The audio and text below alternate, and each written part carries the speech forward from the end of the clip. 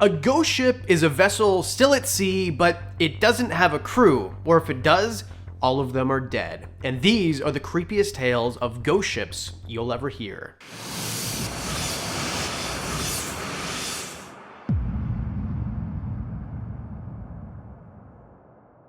Thanks for watching Informal History. My name's Adam. On this channel, we break down big subjects and make them bite-sized so everybody can enjoy.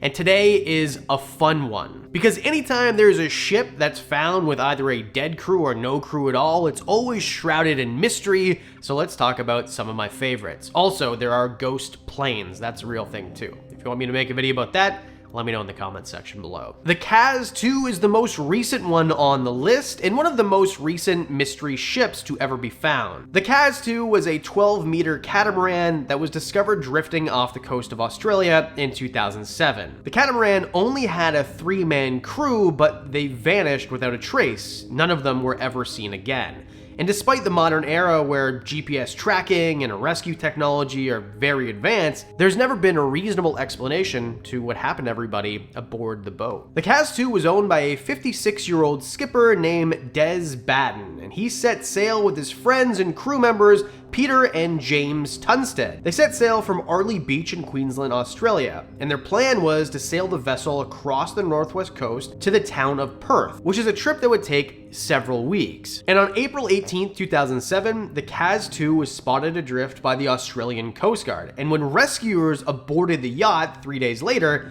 they found it strangely pristine. Absolutely nothing that should have been missing was missing. The engine was running, the GPS was functioning, and the laptop was turned on. Clothes, sunglasses, keys, all the personal items were left just there, and even the creepiest part, there was still food on the table, as if they were getting ready to eat. What makes it crazier is there's no struggle to be seen. It looks like there was no struggle. The vessel had no issues whatsoever, maybe a little bit of water in it, but it doesn't look like it was hit by a rogue wave, or there was bad weather, or there was piracy. But there are several theories, and the one that makes sense in the opinion of most is the accidental overboard theory. It looks as though there was a fishing line out, so somebody on the crew or the skipper himself would have been fishing. And sometimes when you catch a really big fish, maybe you might go overboard if you're not properly belted in.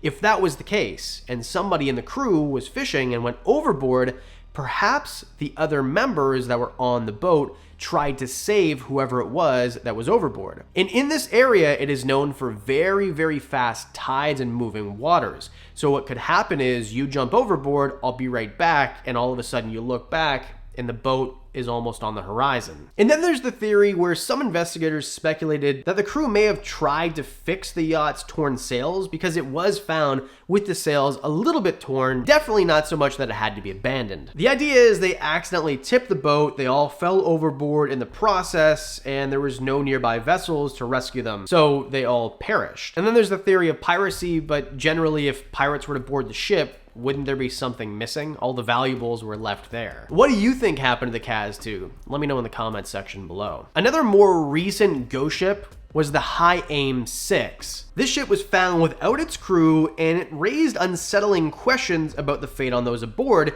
because there were so many things about the story that are just so very weird. The High Aim 6 was a 20-meter long fishing boat, and it was registered in Taiwan. When it was discovered, it was drifting off the coast of Western Australia on January 8th, 2003. The interesting part is, although it looked abandoned, it was in basically pristine condition. The engine was running and the fuel tanks were full, and the cargo of fish was still intact, which means the crew was definitely fishing actively during the disappearance or slightly before. Also, the ship's radio and navigation tools and personal belongings of the crew seemed to be completely untouched. There was an extensive search around where the boat was found, but no crew members, life jackets, or lifeboats were found anywhere near. The boat had 10 people on it. The captain was a Taiwanese captain, and then the 9 crew members were all Indonesian. A baffling bit of the story is the boat was found over 6,000 kilometers away from where it originated. 6,000 kilometers, to put that into perspective, if you were to drift from Boston to the UK, that's about 5,000 kilometers. So this boat drifted a long, long way. One of the main theories of this one was actually mutiny, being that the Indonesians killed the captain and then abandoned the ship.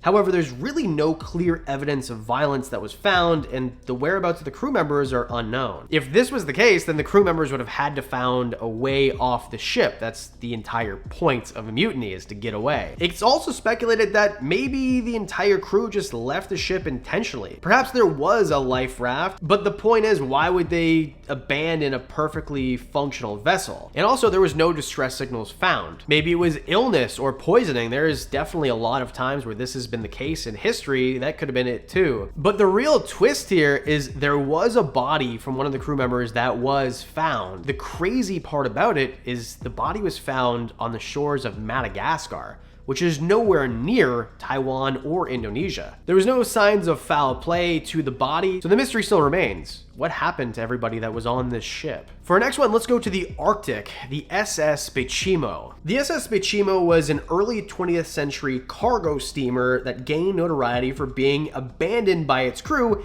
and then reappearing over and over again for many decades following the fact. Now, this was a 1,322-ton steel-hulled cargo ship that was built in Sweden in 1914. It was owned by the Hudson Bay Company, and the entire idea of this, at the time, new construction was that it was going to be around lots of pack ice. It needed to break through, and definitely didn't want a Titanic effect of the ice capsizing the boat by piercing the hull. In October 1931, the Bimo became trapped in pack ice while returning from a trading mission in the Beaufort Sea. This is off the coast of Alaska. The ship was immobilized by this ice. Pack ice is basically surrounding a ship. There's nothing that's going to give way, but the crew aboard was very familiar with this type of territory. They've done this route before, and they knew that the ice would eventually clear, so they all stayed aboard. But the winter conditions started to progress. They started to get worse, and it became pretty evident they were going to be there for a very long time. So there was an air rescue and some of the crew were airlifted out, but the captain and some other members decided to camp out on the ice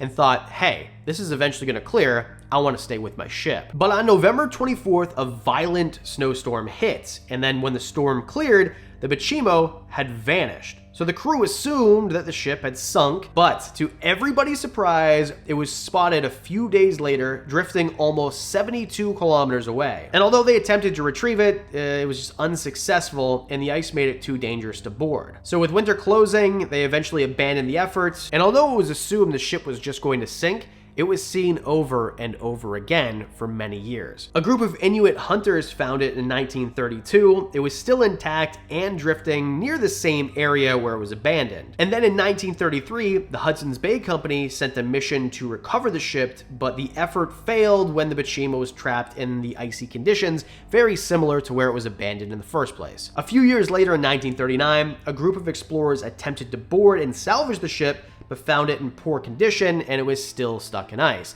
Now, keep that in mind, in 1939, it was deemed to be in poor condition, so the next part seems almost unbelievable. Over and over, there was reportings of seeing this ship, and the last one was in 1969. Keep in mind, this is almost 40 years after the fact. This ship was built with strong construction, which is a good reason why it would have lasted that long, even unmanned, just going where the tide takes it, or the currents of the ocean, rather. Also, because it was trapped in ice for so long, that might have actually helped preserve the ship, being that it was basically immobilized, it was floating with the ice, probably not against or through breaking up the ice. And in 2006, the Alaska government formed a committee and launched an investigation and a mission to go find the Bimo, but it was never found, and we still don't know what happened to it. Likely it lies somewhere off the coast of Alaska beneath all of the ice. Do you want to hear more about ghost ships? Do you want to hear about the ones that were found with dead crews? Let me know in the comment section below. As always, please hit the subscribe button, really helps, and I do videos every weekend, so I'll see you in the next one.